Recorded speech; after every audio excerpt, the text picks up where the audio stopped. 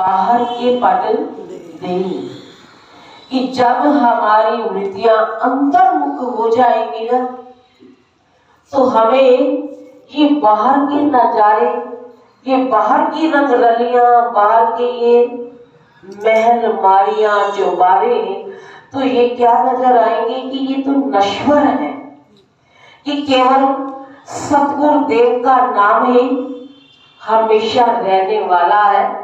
तो हम अपनी वृत्तियों को अंतर्मुख बनाएं कि बाहर से इस मन को मोड़ लें। लेकिन ये मन ऐसा विकारी है, ये मन इतना चंचल है कि ये मोड़ने से भी नहीं मुड़ता, रोकने से भी नहीं रुकता। तो भगवान कृष्ण के चरणों के अंदर अर्जुन ने सवाल रखा कि प्रभु कोई ऐसा उपाय बताओ कि जिससे ये मन काबू में हो जाए, कि वरना कि ये बैठा तो शरीर तो सत्संग में बैठा होता है, लेकिन मन का कुछ पता नहीं होता कि मन कहाँ दौड़ धूप लगा रहा है। कहते हैं कि समुद्र का भी था पाया जा सकता है कि समुद्र की कितनी गहराई है, कितनी चौड़ाई है, कितनी ऊंचाई है, लेकिन कि इस मन का था आज तक किसी ने नहीं पाया। तो इसलिए भगवान कृष्ण के चरणों में अर्जुन क्या कहते हैं कि प्रभु ये मन चंचल है यादव राय, इस मन का कछु करो उपाय। कोई ऐसी युक्ति, कोई ऐसा सुझाव दो कि ये मन काबू में हो जाए, कि वरना इस मन का काबू करना बड़ा मुश्किल है। तो सुबह श्रीमद् भागवत महापुराण की कथा पाठ प्रारंभ हुआ, तो उसके अंदर इतने सुंदर शब्द की भक्ति, ज्ञान और वैराग, कि जिसने अपने मन के अंदर कि इनको जगह दे दी, मन के अंदर इनको धारण कर लिया कि बनाना तो होता है वृत्ति का। तो जब हमारी वृत्तियां बन जाएंगी, मन के विचार बदल जाएंगे, तो वो सारा संसार क्या नजर आएगा? बदला हुआ। तो इसलिए कि बदलना तो है हमने अपने मन को, कि ये ना सोचे कि दूसरे ने नहीं बदला तो मैं क्यों बदलूं, कि जो करेगा आपको ना माई को ना बाप को, कि अगर हम करेंगे तो हमारा किया हुआ शुभ कर्म हमें मिलेगा, दूसरा करेगा तो दूसरे को मिलेगा।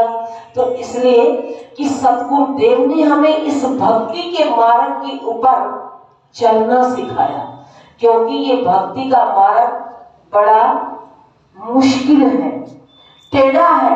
तो इसे आसान भी मत समझे, और जिसने इस मार्ग को अपना लिया तो उसके लिए बड़ा आसान है।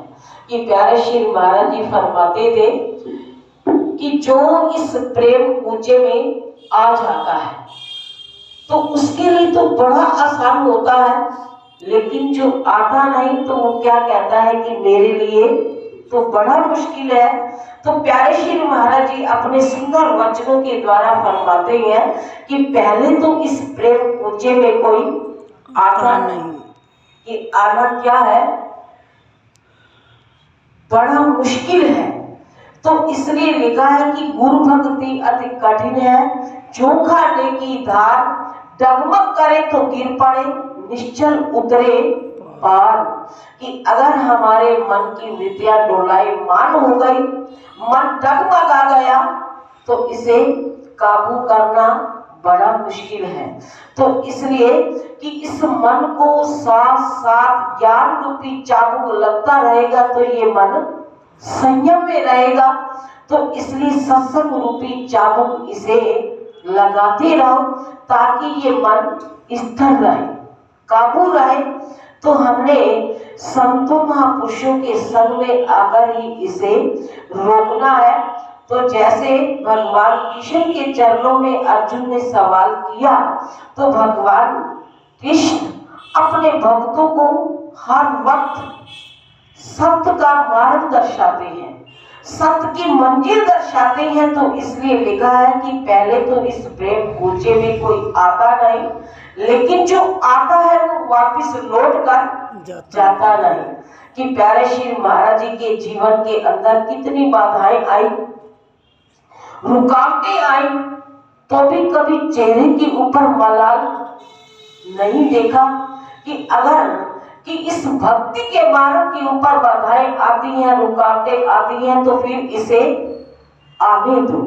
तो हमने भी इस मंजिल को पाने की कसम खाई है और कसम खाकर दिखाएंगे। तो कितना बड़ा त्याग है, कितना बड़ा त्याग, कितना बड़ा वैराग्य किया कि सारे जहां के अंदर एक मिसाल बनकर दिखा गए।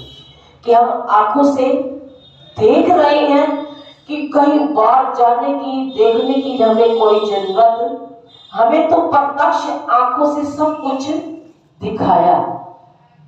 ये प्यारे श्री महाराज जी के चमत्कार हैं, लीलाएं हैं।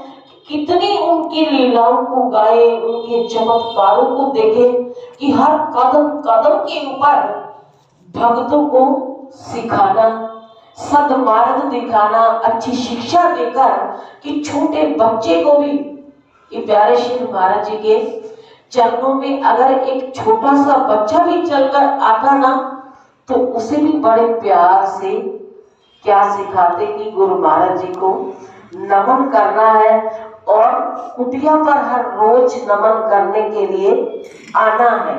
तो ये अच्छी शिक्षाएं बच्चों के अंदर, अच्छे संस्कार भरना, तो ये सतगुरु देव की आशीर्वाद होती है। उनका पावन आशीर्वाद हम सबको मिल रहा है और हमेशा मिलता रहे। कि यही गुरु महाराज जी के, प्यारे श्री महाराज जी के चरणों में हम सबकी प्रार्थना हो, अरदास हो, विनती हो कि सबकी सुनने वाले सतगुरुदेव आप हैं। बोलो श्री गुरु महाराज की।